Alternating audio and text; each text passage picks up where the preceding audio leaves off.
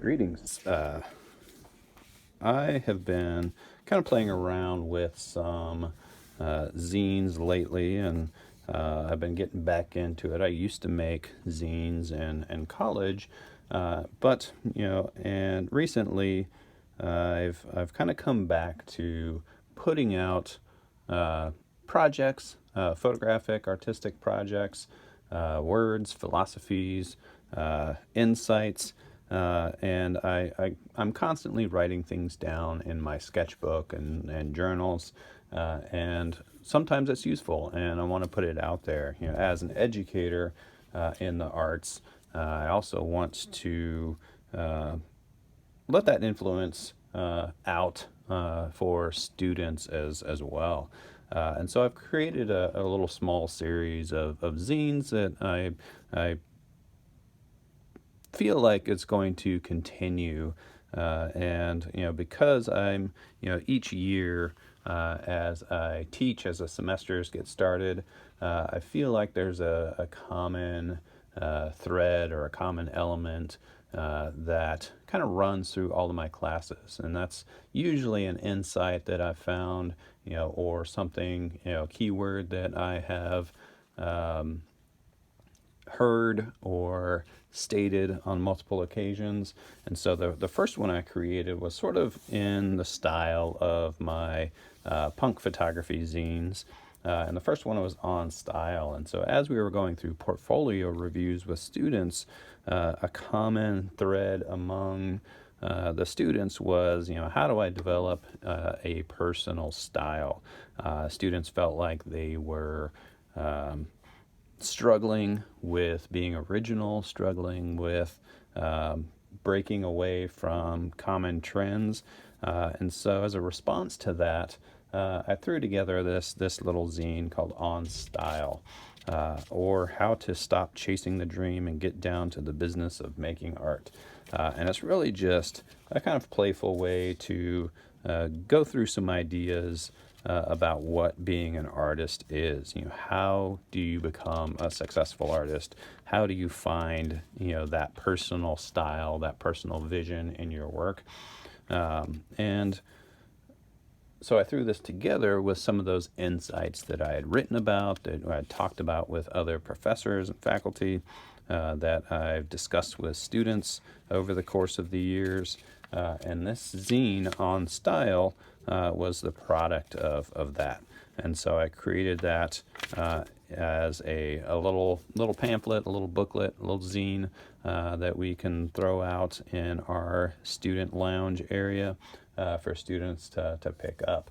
But it was a fun little project, and kind of got me back into making zines. And I've kind of discovered a few new tricks along the way, from the good old days of going to Kinko's and cutting and pasting stuff, printing out images and creating derivative works, in the punk rock flyer style.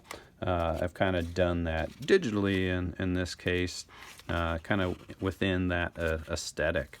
But since then, I've grown a little bit towards something a little bit more refined. And so this was my second in that series, which I haven't titled yet, maybe On Art, but they're all sort of connected by, On Style, which is about developing and kind of simple ways of finding your personal vision. And then the next one is something that I've commonly talked about quite a bit, which is On Pulling the Threads.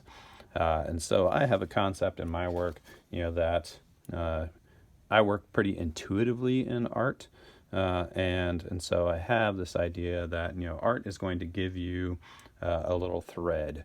So you might have a large body of work that you've produced over the years as an artist. And if you're really struggling to find that style, to find, what is uniquely yours, I call those the threads. And so I've often found in my work, if I just gather all of my work together and look at it, something's going to pop out. It might be a color scheme, it might be a subject matter, it might be a style, a technique. So once you discover what those common threads are in your work, you can start pulling at them. You can start tugging at them and kind of seeing where they lead. So if all of your work somehow, some way, always contains blue, then you can dig into that. You can, why am I choosing blue as a regular color?